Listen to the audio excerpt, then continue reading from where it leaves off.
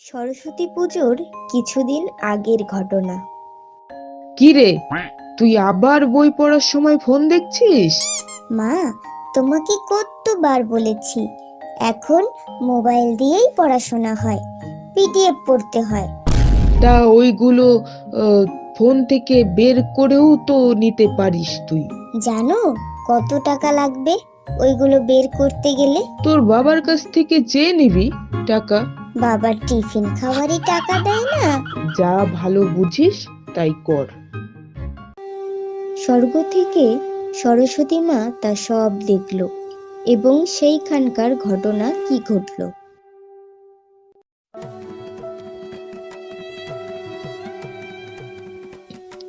কি রে মা সরস্বতী, কি এত ভাবছিস? মধ্যে তো তোর পুজোর খুব তোড়জোড় চলছে রে। এবছর পুজোতে মরতে যাব কিনা তাই ভাবছি। সে কি রে, কেন যাবে না? তোর আবার কি হলো? এ আমি কি শুনছি? কি হয়েছে আমার বিনা পানির?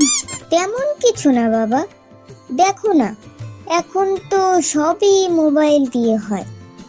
পড়াশোনা লেখাপড়া কি আর আছে, সব অনলাইন।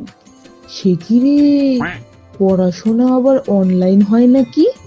এ আবার কেমন করে হয় রে? তুমি এত চেঁচিও না তো। যাও, জল গরম করা আছে, সাবান মেখে স্নান করে এসো।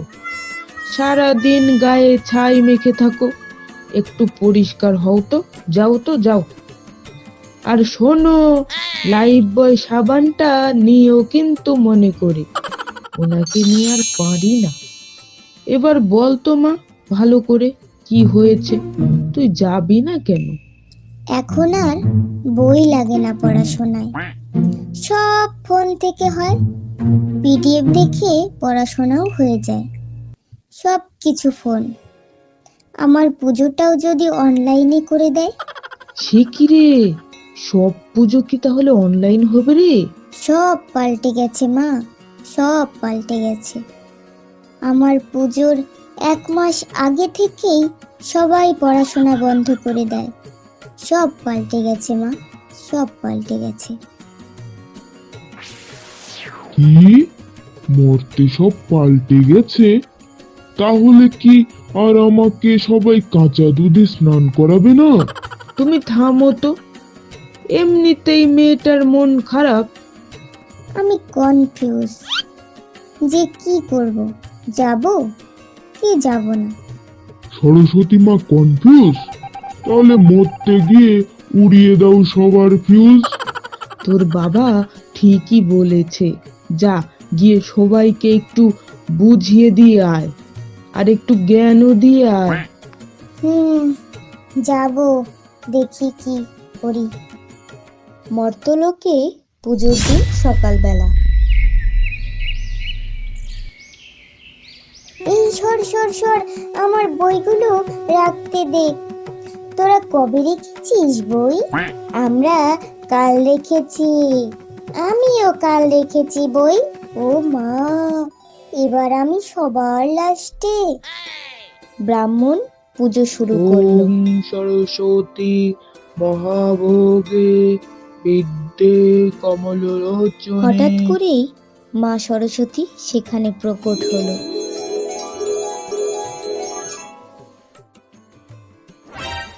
মা তুমি? হ্যাঁ আমি। তোরা আমার পুজোর এতদিন আগেই বই কেন জমা দিস? আমাদের কাছে ফোন আছে, ফোন থেকেই পড়া হয়ে যায়, বই তো লাগে না মা, তাই আমরা বইগুলো জমা দিয়ে দিই। ও আচ্ছা, তাহলে আজ আমি একটা প্রশ্ন ধরবো তোদের, উত্তর দিতে হবে, পারলে ভালো, আর না পারলে এবছর তোদের সব কটাকে ফেল করাবো। আমাদের কাছে ফোন আছে, আর এমন কিছু নেই যা ফোন জানে না। সে তোরা যাই দেখেই বলিস। সময় কিন্তু 10 মিনিট। ঠিক আছে মা, তুমি প্রশ্নটা বলো।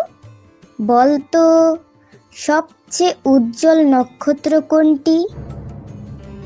সবাই ফোন দেখতে শুরু করলো এবং ফোনে খুঁজতেও শুরু করলো।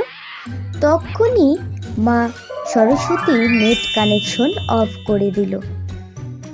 তারা আর ফোনে কিছুই পেল না। তারপর তারা দৌড়ে গেল বইয়ের মধ্যে খুঁজতে, কিন্তু তাদের বই খুঁজতে খুঁজতে 10 মিনিট সময় পার হয়ে গেল। সব ছেলেগুলো মাথা নিচু করে মায়ের সামনে দাঁড়ালো। কিরে, পেলি না ফোনে কিছু? শোন, ফোন একটা ইলেকট্রনিক যন্ত্র। এতে নেট কানেকশন যতক্ষণ থাকবে ততক্ষণই এ সচল, আর যেই নেট কানেকশন অফ হয়ে যাবে ঠিক তখনই এটা অচল। আর যদি তোরা ফোন না দেখে বইটা পড়তি তাহলে তোরা নিজেদের মধ্যে থেকেই উত্তরটা দিতে পারতি। তাই ফোন দেখা বাদ দে আর পিডিএফ পড়া বন্ধ কর। পারলে বই পড়া শুরু কর। মনের মধ্যে জ্ঞান অর্জন কর। কেমন? ঠিক আছে মা, এবার থেকে আমরা পিডিএফ না বই পড়বো মন দিয়ে।